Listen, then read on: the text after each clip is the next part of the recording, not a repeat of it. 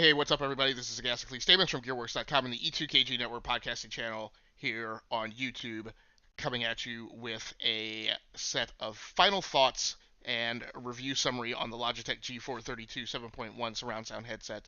I know that the title up above me says Rounding Off Infinity out of the box. This is just the template that I used for the initial out of the box video, which is here on the Rounding Off Infinity channel. Having some problems with YouTube Google Hangouts right now, which is what I was going to use to quickly record this, so we had to flip it to OBS. So I just used the same template. But this is my set of final thoughts and review summary on the Logitech G432.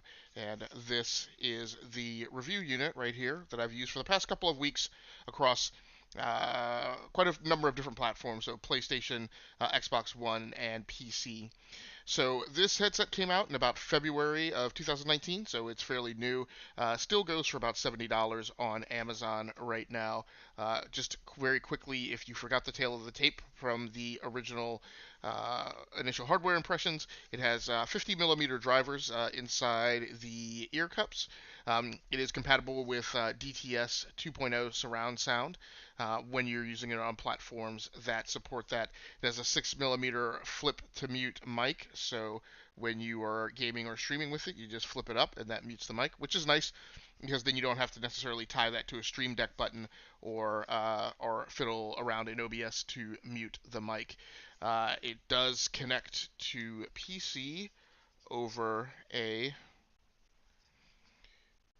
USB DAC here, digital audio controller, which is in this little USB pod, which has a female connection to take the 3.5 millimeter cable connection, or it has this single 4-pole 3.5 millimeter connection, or you can plug that into the Y-splitter cable that it comes with. It also comes with the DAC, if I didn't say that specifically, and that splits your 3.5 millimeter out into discrete headphone and microphone jacks. The ear cups are covered in kind of like a faux leather, so that adds some additional comfort. I wouldn't say it makes it comfortable. Um, and the headband also has some padding on it that, again, adds some comfort, doesn't necessarily make it comfortable. What I found while reviewing this headset is that the audio quality of the positional audio at 7.1 surround sound isn't that bad when it's on the DAC. When it's on standard 3.5 millimeter connections, in most cases, at least in every case that I tested, DTS surround sound 7.1 positional audio isn't really supported. I'm a highly audio tune gamer, so I rely on audio cues. I often shift gears based on the sound of the engine, things like that. I will say when playing the Division 2 on PC using the DAC, I could definitely hear enemies within my vicinity and tell where they were coming from. The reproduction of the positional audio was pretty OP, and it was quite helpful while gaming with the headset on. The quality of the mic is actually one of the surprising factors on this. Again, for a relatively low-cost headset, I didn't expect to get great mic performance. While I, at the end of the day, still prefer my Corsair headsets or a SteelSeries headsets that I've reviewed in comparison to this. The fact of the matter is that even on like the Corsair Void Pro, which I'm a pretty huge fan of, and even these headsets, at the end of the day, I sound like Agasically Stamus on a radio.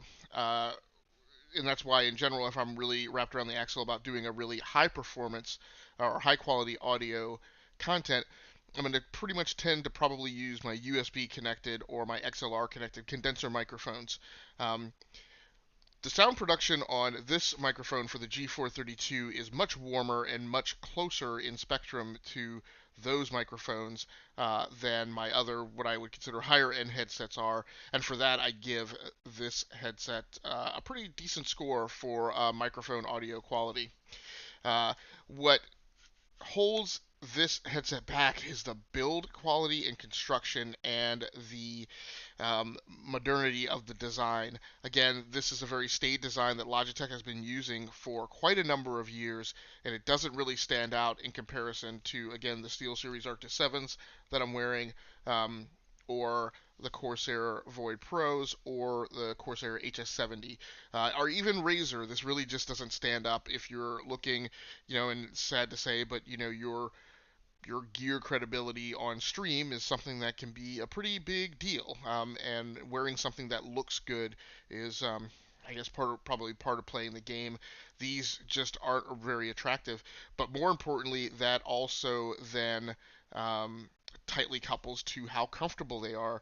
These things just aren't as comfortable as the Steel Series. Now, again, the comfort level of the Steel Series is pretty much a high bar mark that, as far as I'm concerned, no other headset that I've ever reviewed achieves. But I'm still able to comfortably wear my Razer headsets for a much longer period of time than I am for these.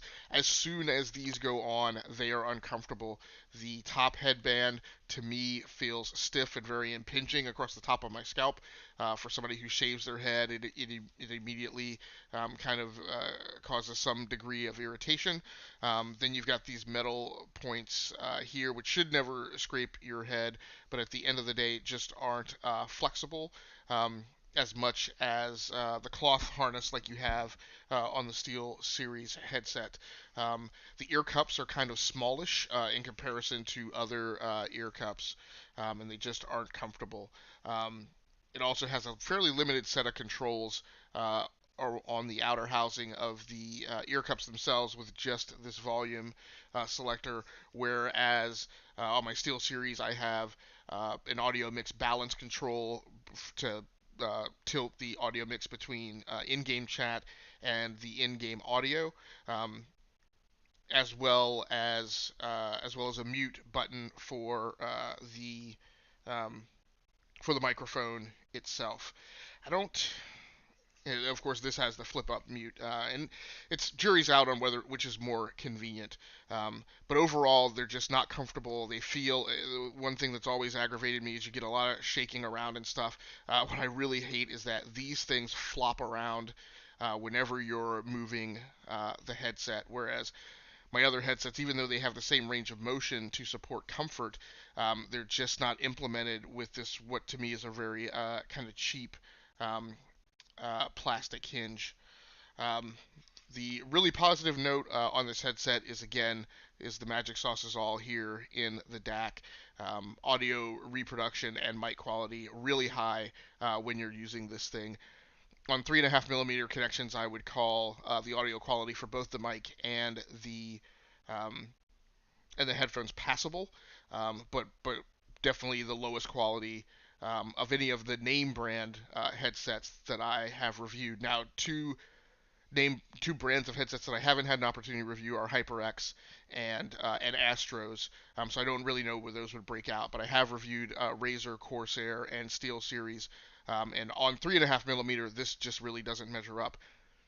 The audio mic I actually feel like exceeds the quality of Corsair and Steel Series and the Razer headsets that I have tested.